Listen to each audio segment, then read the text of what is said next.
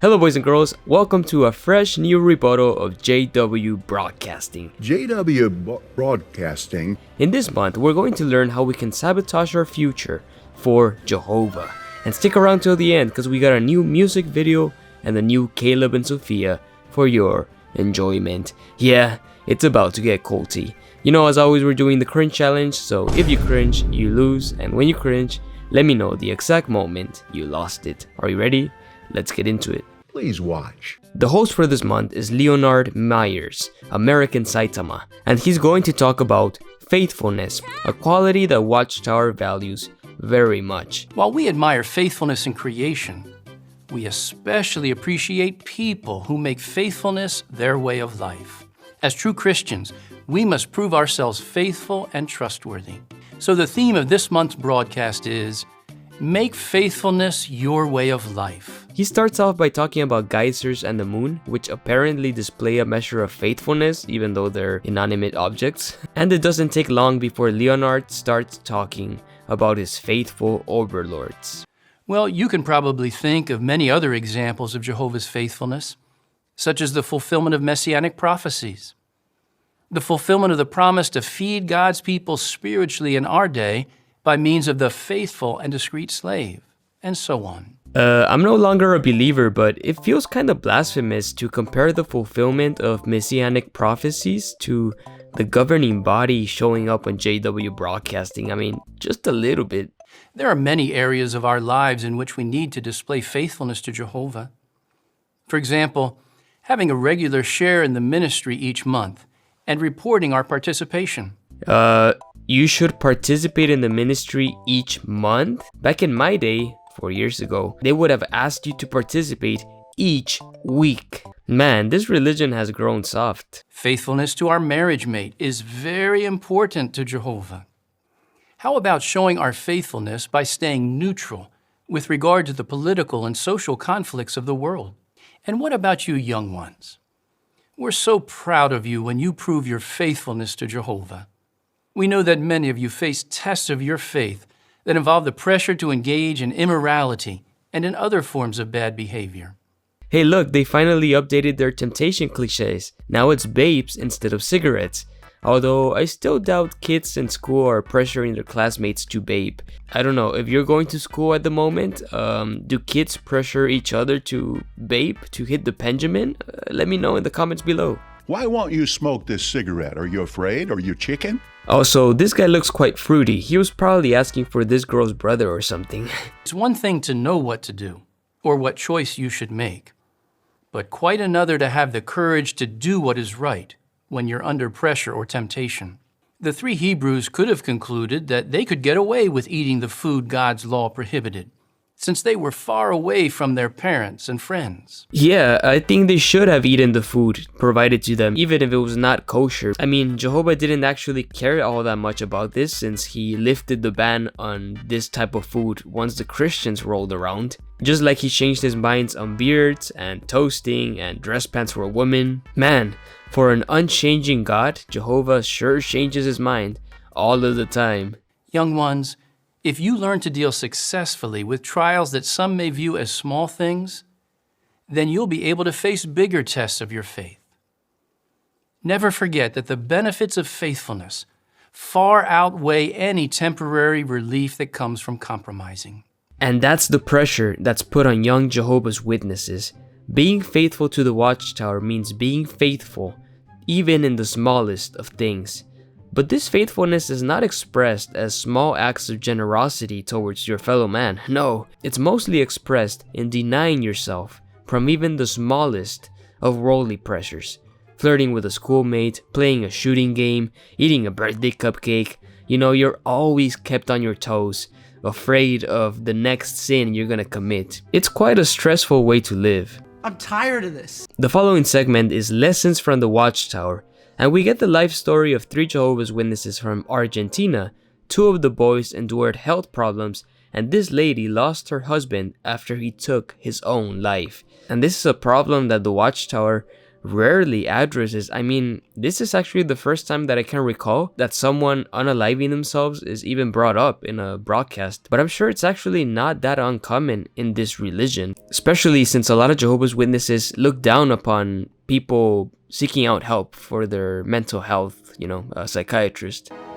At first, I thought that Jehovah was just letting all this happen and that he wasn't doing anything. If Jesus himself did not expect Jehovah to shield him from trials or to get him out of them, then I had no right to think, why is this happening to me? Actually, the correct thinking is the opposite. Why shouldn't it also be me? This is not comforting at all. Sure, maybe Jehovah didn't protect Jesus because he was destined to die for the sins of humanity, so more like a special case, but I see no good reason why Jehovah shouldn't protect his other children. If he lets his innocent children suffer, it's either because he's a negligent father or he simply does not exist. Take your pick. One day, the doctors came in with some papers saying that the judge had given them permission to operate on me and give me a blood transfusion that very day. Because I was still a minor at the time, I found that my opinion and my decisions were being ignored. So at that moment, I realized that all of this wasn't against me, but against Jehovah. It became clear to me that everything was in his hands. While reviewing the legal order, it turned out that it contained an error.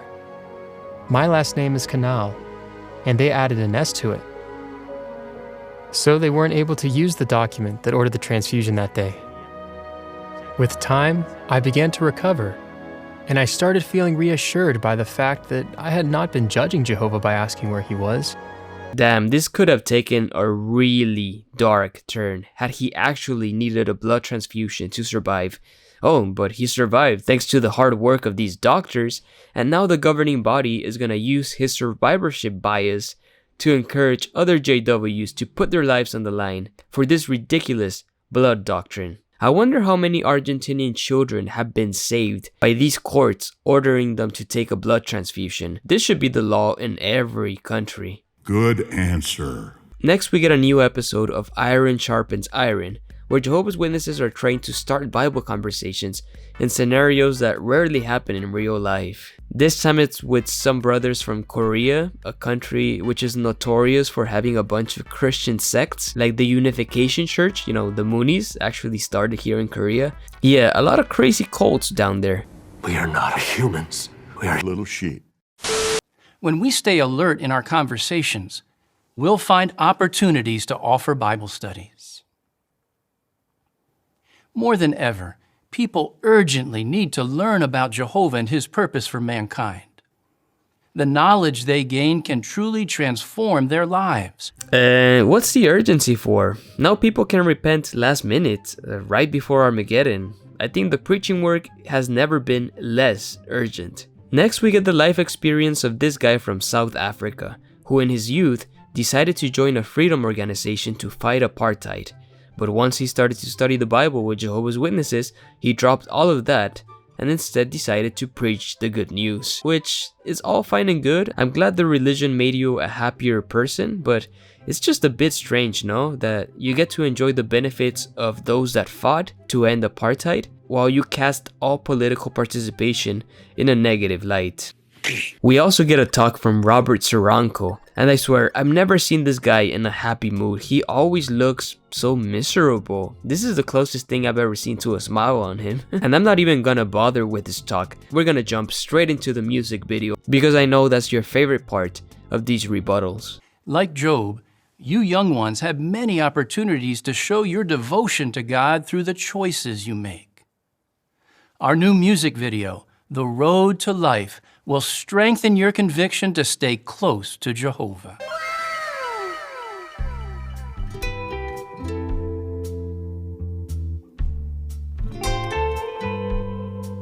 When you're young, it's hard to find your way. Decisions every day. Well, that's a bold art style. It seems the artists at Bethel are big fans of Spider-Verse because they also used this comic book look in the last Caleb and Sophia episode, but at least it beats the cookie cutter style that they use for all their other music videos. Who to be, what to love, where to put your trust.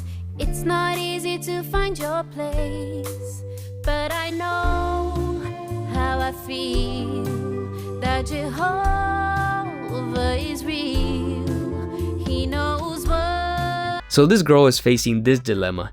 Should she go to this concert where she will get a lot of likes? Or will she obey her cult manual and turn down any potential love interest? The choice is obvious. The book that they're referencing here is called Young People Ask, and it's basically a manual for JW teens. Do you remember these books? I think most of us grew up with them. It seems this lesson is titled, How Can I Resist the Pressure to Have Sex?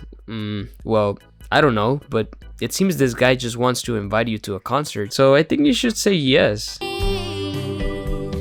Oh man. Succeed if I follow his lead. With his word I know the way to go.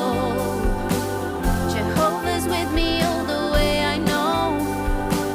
So I will keep myself on this road to life.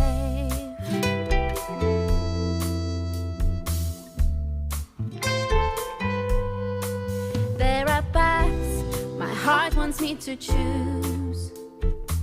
Jehovah sees that too. Watchtower is so on the nose with these colors. They always use these dark, heavy blues to represent the worldly path, and these bright yellow hues to represent the Big J approved path. So this girl has to choose between having a good career and buying all these designer brands, or volunteering the best years of her life to indoctrinating others. Wow, what a difficult choice. Of course I have to go for the one on the right, because it's bright and yellow, and that has to mean it's the correct option. So I pray every day to keep on the way, and he helps me to see what is true. And with the brotherhood, I always feel so good, 'cause with the love I'm shown, I can be sure that I'm never alone. You know, Bethel uses highly trained video editors to make this propaganda, especially with all these fun visual effects, so it's beyond ironic that they use their higher education to discourage college education. You just can't make this up. With his word I know the way to go. Jehovah's with me all the way I know.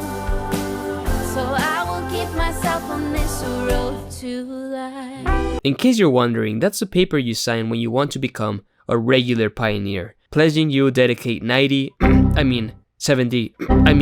50 hours to the preaching work a month. Girl, you should be signing college applications instead of this nonsense.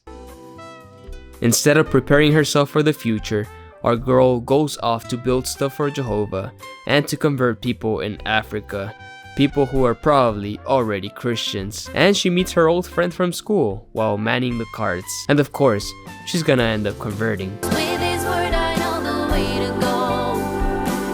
Jehovah's with me all the way I know. So I will keep myself on this road to life.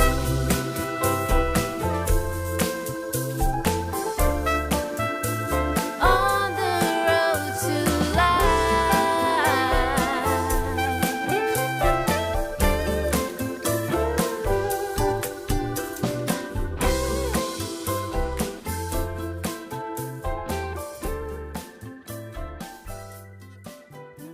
I laughed out loud when I saw these badly rendered elephants walking into the sunset.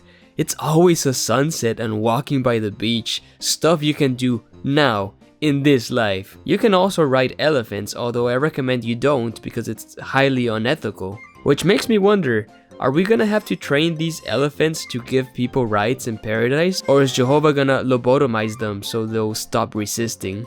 Also, what happened to this girl's family? Were they destroyed in Armageddon? Did she already forget about them? Or does she still smell their burning corpses during her sleep? Oh look, elephants! We've enjoyed a faith-strengthening program. Who is we? Because all I learned from this program is that Jehovah is more than happy to watch us suffer. Jesus suffered, so why not us? It seems Big J got his love for suffering from Mother Teresa, or maybe she learned it from him. I don't know. Please take me out of here. Ah, that's better. Oh. Be hospitable? What does that mean? Caleb has finally dropped his innocent boy facade and embraced his true divine form, capable of breaking the fourth wall. But he's barely literate. I mean, even gods have to go to school. It's a quality mentioned in the Bible. We can be hospitable by being kind to others and making them feel welcome. Does it make you happy when others share with you? Hospitality is like sharing. But it's not just about sharing what you have. It's about how we feel on the inside when we do it. Because we love others. The animation has gotten really good. The characters are much more expressive now, although they didn't need to whitewash the family. There are many ways to be hospitable. You can make others feel welcome when they visit your congregation. Hello, my name's Sophia. It's so nice to meet you. Welcome to our congregation. My name is Caleb. Do you like dinosaurs? Yeah! Sometimes I forget Caleb is like 6 or 7 years old. You would imagine he's way older, with all the religious guilt he's forced to endure. You can also make others feel welcome when they come to your home.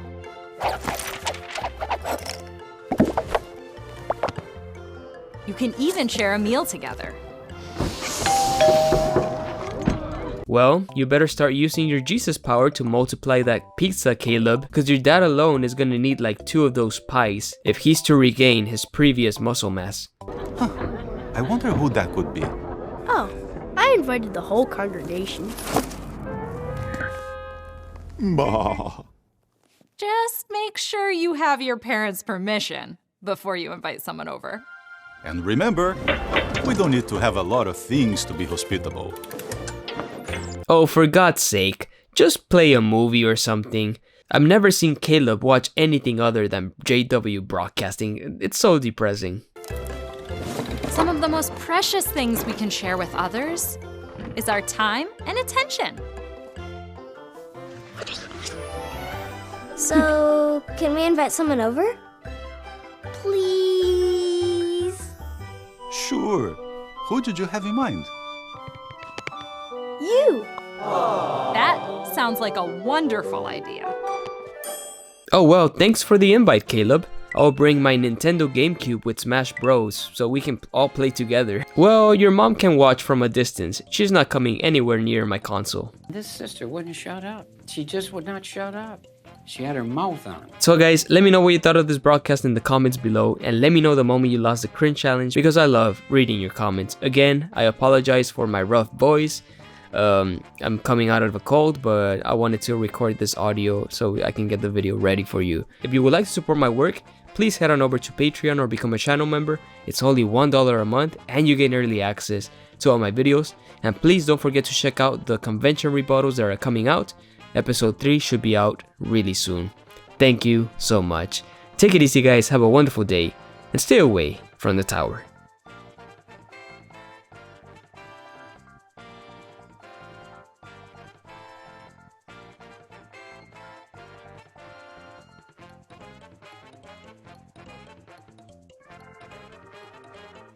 Bah. Goodbye, little sheep.